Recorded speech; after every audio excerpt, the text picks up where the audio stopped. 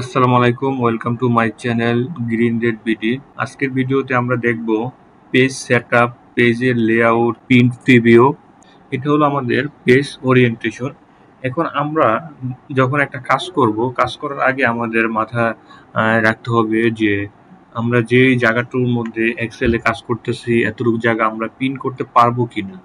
এর জন্য আমাদের প্রথমে প্রিন্টের যে এরিয়া আছে এটা আমাদের সেট আপ করে নেওয়া, যাতে আমাদের কাজ করার পরে চিন্তা করতে না হয় যে আমি যতটুকু কাজ করেছি এতটুকুকে আমি প্রিন্ট করতে পারবো কিনা।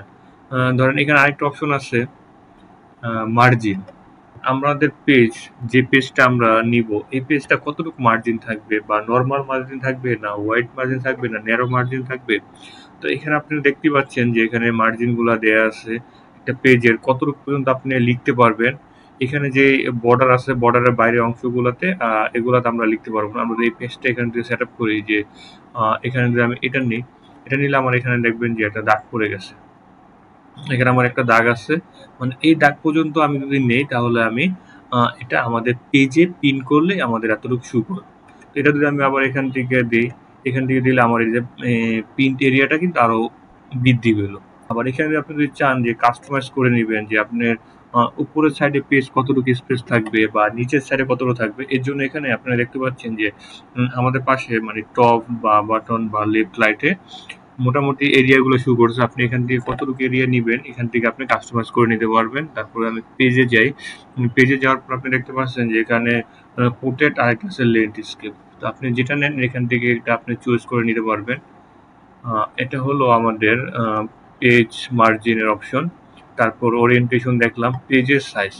এখন আমরা যদি এখানে আসি তাহলে আমরা পেজের অনেকগুলো সাইজ দেখতে পারবো। তো আমরা প্রিন্ট করার সময় আমাদের এক এক পেপারের জন্য এক এক সাইজের লাগে। যেরকম এখানে লেটার আছে, তারপরে লিগেল সাইজ। আমরা সাধারণত যে স্ট্যাম্পগুলা ব্যবহার করি, তো ওইখানে আমরা এই লিগেল সাইজে যেটা আছে এটা প্রিন্ট করার সময় এটা ব্যবহার করি।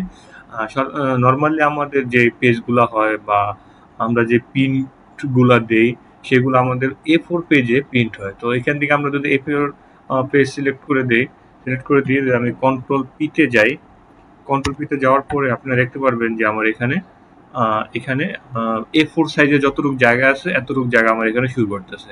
সেম ভাবে যদি আমি এখানে সাইজটা চেঞ্জ করে যদি লিগ্যাল সাইজ দেই তাহলে আপনারা দেখতে পারবেন যে আমি এখন যদি প্রিন্ট প্রিভিউতে যাই, প্রিন্ট প্রিভিউতে যাওয়ার পরে আমার এটা কিন্তু নিচের জায়গাটা কিন্তু আরো অনেকটা বৃদ্ধি পেয়েছে।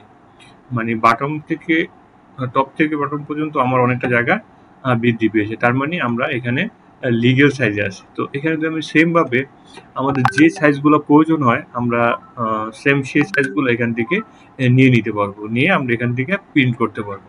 ধন্যবাদ সম্পূর্ণ ভিডিওটা দেখার জন্য। আমার চ্যানেল যদি নতুন হয়ে থাকেন তাহলে চ্যানেলটা সাবস্ক্রাইব করে আমার পাশে থাকবেন এরকম ইনফরমেটিভ ভিডিও পাওয়ার জন্য। আর আমার ভিডিওটা ভালো লাগলে একটা লাইক করে দিবেন।